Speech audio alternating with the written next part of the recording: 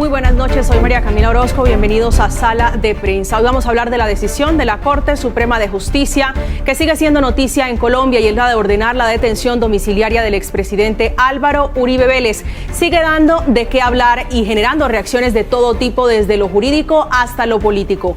Por eso hoy hemos invitado a Jan Bassett, profesor titular de cátedra de la Facultad de Estudios Internacionales, Políticos y Urbanos de la Universidad del Rosario. Y son muchas las interpretaciones de quienes comparten y quienes no la decisión de la Corte Suprema de Justicia y quienes se oponen precisamente a esta determinación. Pero desde su perspectiva, ¿cómo afecta al país lo que está ocurriendo? Muy buenas noches.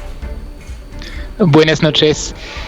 Pues mire, yo creo que dada la importancia de la personalidad de Uribe en el panorama político del país, obviamente una medida de como esta afecta mucho el clima político y polariza muchísimo el país, ¿no? Entre los partidarios de Álvaro Uribe y sus adversarios, y eso es algo que en las próximas semanas va a tener grandes consecuencias sobre el rumbo del país, sobre la gobernabilidad del gobierno de Iván Duque en particular. Quisiera un poco que nos ayudara a entender cómo podría exacerbar justamente la polarización que se vive en el país por cuenta de la derecha, de la izquierda, con esta determinación que tomó la Corte Suprema de Justicia. Mire, yo creo que Iván Duque había hecho un esfuerzo desde el principio del año para tratar de ampliar su coalición, para cambiar la agenda hacia temas económicos y sociales, dejar un poco las polémicas sobre el acuerdo de paz, sobre la JEP, que caracterizaron los dos primeros años del gobierno. Y obviamente, pues, en una medida como esta, pues, vuelve a poner esto sobre la mesa. El partido del presidente Uribe, Centro Democrático, que es también el partido del presidente, presiona el gobierno para pues tener medidas sobre este tema, para una reforma de la justicia ahora. Entonces vuelven ahí sobre la agenda temas mucho más polémicos, que polarizan mucho más, y eso podría revertir entonces estos esfuerzos del presidente para armar una coalición mucho más amplia y para generar más consenso. Jan, mire, este proceso tiene muchas perspectivas, o más que el proceso, la situación, y son muy claras, y es de las que observan el caso como desde una óptica de los uribistas, quienes son los antiuribistas, y sin duda la procesal. Ninguno va a ceder su punto de vista, pero sí quisiera que nos ayudara a entender un poco, a dibujar cómo podrían conciliarse estas posiciones y analizar el proceso judicial desde una mirada objetiva, o es algo prácticamente imposible. Es muy difícil desde lo político tener una mirada objetiva, dada la personalidad de Uribe y las pasiones que desencadena a favor o en contra, ¿no?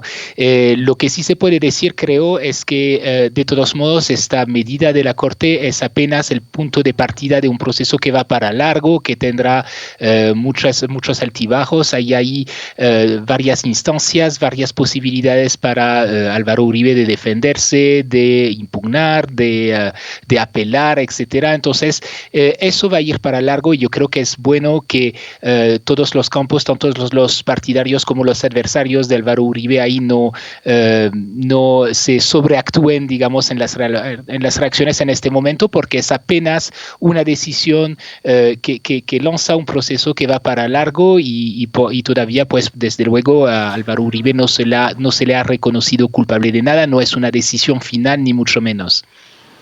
Sí, hablamos con Jan Bassett, esto es Sala de Prensa, sobre la posición del gobierno, también las circunstancias que rodean al país en este momento por cuenta de esa decisión que tomó la Corte Suprema de Justicia en contra del expresidente Álvaro Uribe Vélez, que se traduce en una detención preventiva domiciliaria. Su posición frente justamente a la determinación del gobierno del presidente Iván Duque de defender justamente la inocencia del expresidente Álvaro Uribe Vélez. Se ha apartado de esa constituyente que polariza y divide mucho más el país.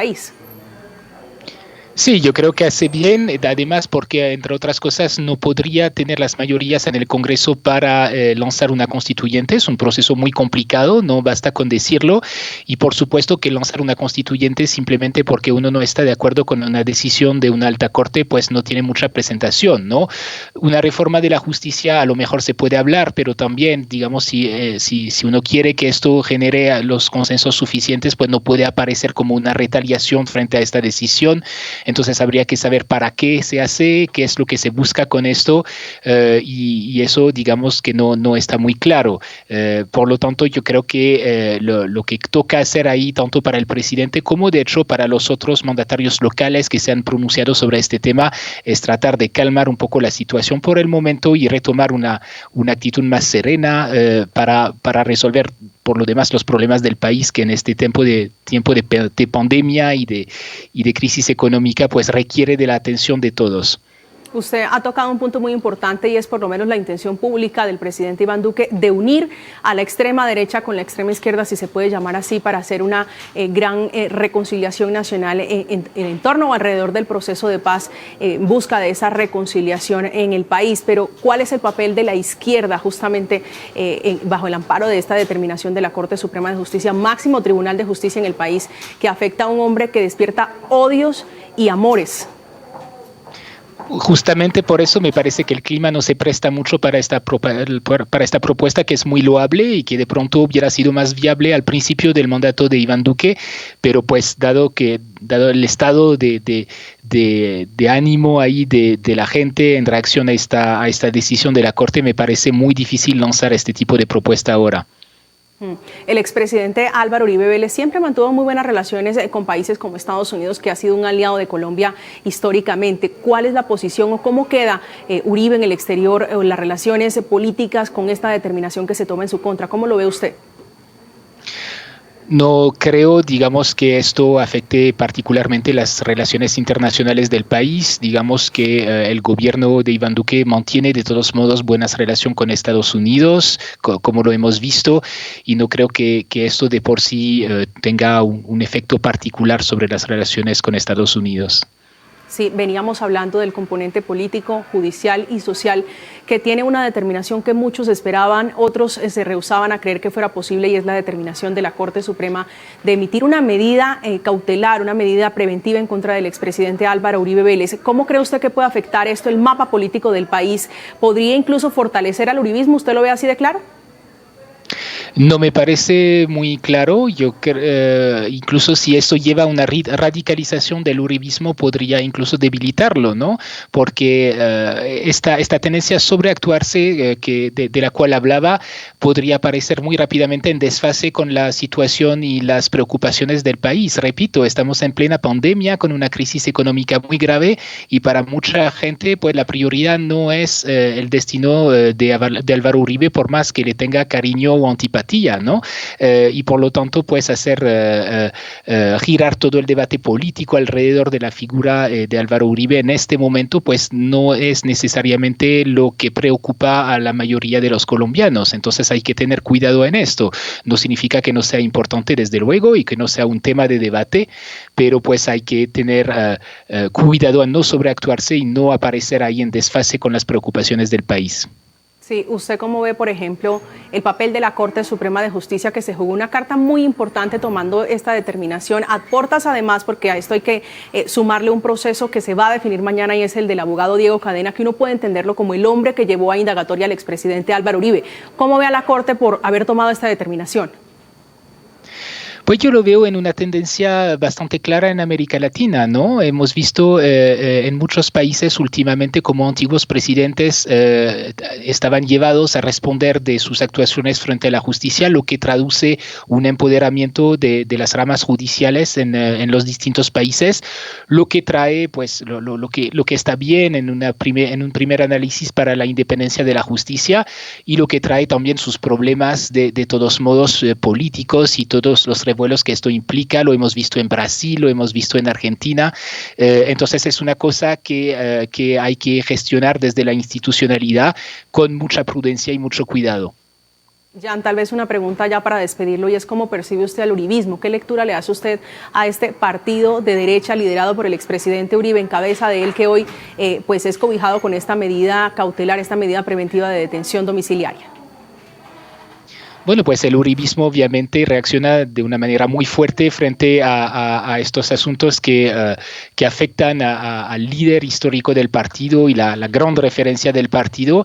pero otra vez, ¿no? Podría estar llevado a sobrereaccionar y aparecer otra vez en divorcio con las preocupaciones de la opinión en este momento. Entonces tiene que tener cuidado, digamos, en no empujar su agenda de manera que no lo lleve a un aislamiento tampoco de las grandes tendencias de la opinión. Sí, estamos hablando del proceso del expresidente Álvaro Uribe Vélez, cobijado recientemente con una orden de la Corte Suprema de Justicia, y estamos conversando con Jan Basset, profesor titular de carrera en la Facultad de Estudios Internacionales, Políticos y Urbanos de la Universidad del Rosario. Jan, el papel también del expresidente Álvaro Uribe Vélez. Ellos han sido enfáticos en su defensa en decir que no conocían de esto. ¿Se puede hablar o usted podría pensar que estarían de pronto inclinándose por la teoría de que es una persecución judicial, de que es un proceso netamente político? Pues es lo que se desprende de las reacciones que hemos escuchado desde el Centro Democrático en las últimas horas, y es un camino que me parece peligroso. Yo creo que aquí, repito, esta decisión no es un fallo condenatorio, no es una decisión final ni mucho menos. Aquí hay muchísimo camino por recorrer, muchísimas instancias y muchísima posibilidad para la defensa de Uribe, pues, de presentar sus argumentos a lo largo de todo este proceso que va para largo, y por lo tanto yo creo que el camino que tiene que seguir la defensa de Uribe, pues es el camino de la institucionalidad, y no dudo que al final es el que va a seguir. Sí, y para allá a ese punto quería llegar, y es: en Colombia siempre se ha hablado de la fortaleza de sus instituciones, máxime tratándose de la mayor instancia judicial en el país, como es la Corte Suprema de Justicia. Esta determinación que, como le decía, es una carta muy importante que se juegan estos 5 magistrados en cabeza de este alto tribunal, pondría en jaque, si se puede decir de esa manera o interpretar, la institucionalidad, la estabilidad de un Estado social de derecho como es Colombia. Pues es una prueba difícil para la rama judicial, efectivamente, pero recordemos que también lo fue el momento en que la Corte Constitucional decidió revertir el proceso de referendo que hubiera llevado a un tercer mandato de Uribe en su momento. También se hablaba de que eso iba a desestabilizar el país, que iba a ser terrible, y finalmente pasó, y pasó bien, y yo no dudo que las instituciones colombianas al final pues van a seguir en su camino. Sí, son muchas las iniciativas que se han tejido alrededor de esta decisión de la Corte Suprema de Justicia, entre ellos la constituyente, que ya fue desestimada por lo menos por el presidente Iván Duque, que dice que hay otras alternativas mucho más rápidas para poder solucionarle el problema al expresidente Álvaro Uribe Vélez, investigado por fraude procesal y por presunta manipulación de testigos. Pero quisiera tal vez preguntarle por ese llamado a la resistencia que hace el ala de pronto más radical del uribismo. ¿Qué tanto daño le hace justamente no solo al proceso, sino a la institucionalidad? Pues evidentemente depende de lo que entienden por resistencia, pero efectivamente, pues si se trata de descalificar la Corte, pues es una cosa muy problemática, y además no es una cosa que les sirve, porque pues recordemos que la popularidad de Álvaro Uribe ya no es lo que era hace 10 años tampoco, ¿no?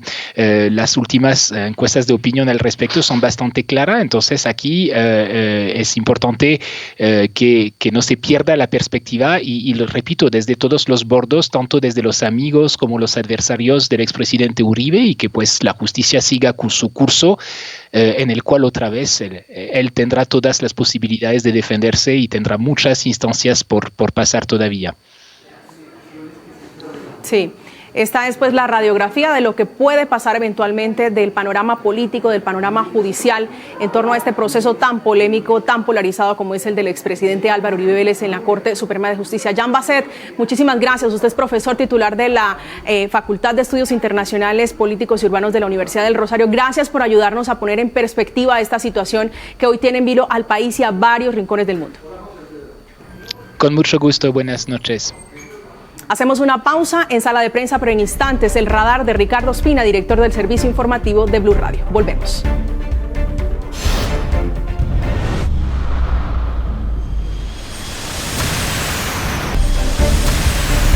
Seguimos en Sala de Prensa. Gracias por continuar conectados con nosotros. Luego de hacer este recorrido y análisis político y judicial del proceso del expresidente Álvaro Uribe Vélez en la Corte Suprema de Justicia, que decretó una medida en su contra, vamos ahora a ver qué tiene Ricardo Ospina, director del servicio informativo, en el radar.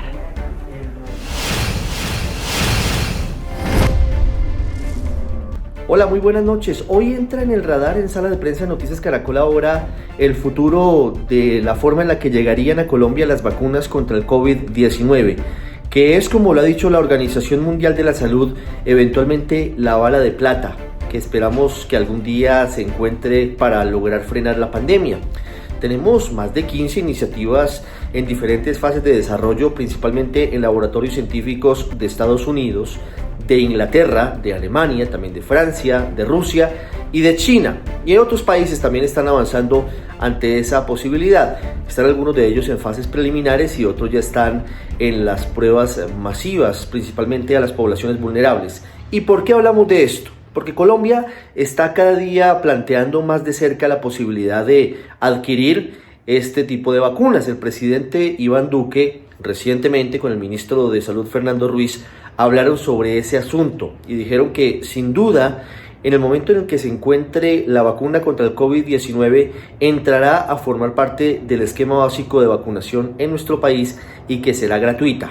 La dosis, una o dos, como en la mayoría de casos seguramente serán requeridas. Y hablamos de esto hoy porque el ministro de Hacienda, Alberto Carrasquilla, explicó ante el Congreso de dónde saldrían los recursos para la compra de esas vacunas. Saldrían del FOME, del fondo creado al amparo de la emergencia económica para afrontar la pandemia del coronavirus. Ha dicho el ministro de Hacienda que todavía no se ha definido de manera técnica y científica cuál de las vacunas sería utilizada en Colombia, y ese es otro elemento importante para saber si Colombia se concentrará en una sola vacuna o tal vez pudiera tener dos o más. Allí hay muchos temas complejos, entre otros la posibilidad de que no sean compatibles unas vacunas con otras, y allí tendríamos que tener mucho cuidado desde los organismos de salud para evitar que haya complicaciones frente a la salud de quienes se aplican esta vacuna. El ministro Carrasquilla también habló de los dineros de ejecución para los subsidios y las ayudas a las personas menos favorecidas durante la pandemia. Admitió que seguramente van a tener que buscarse nuevas alternativas, que se ha intentado llegar a la mayor cantidad de población que ha tenido que estar confinada y que no tiene para el sustento diario y que está en situaciones más complicadas. Colombia sigue haciendo negociaciones secretas con varios laboratorios del mundo y también pertenece al esquema COVAX, hablando de las vacunas, que por medio de la Organización Panamericana de la Salud pretende que los países en vías de desarrollo o los países que no son desarrollados en materia científica y tecnológica tengan también un acceso prioritario, un acceso preferencial para los grupos más vulnerables de la población de las vacunas eventualmente cuando se logren tener adelante contra el COVID-19. Ricardo, gracias con todo el reporte de la vacuna y la lucha por encontrar la vacuna contra el COVID-19 y los acercamientos que está haciendo Colombia con otros países para poder traer a Colombia la fórmula contra la pandemia del coronavirus. Así llegamos al final de Sala de Prensa. Los dejamos en compañía de Signo Pesos. Feliz noche.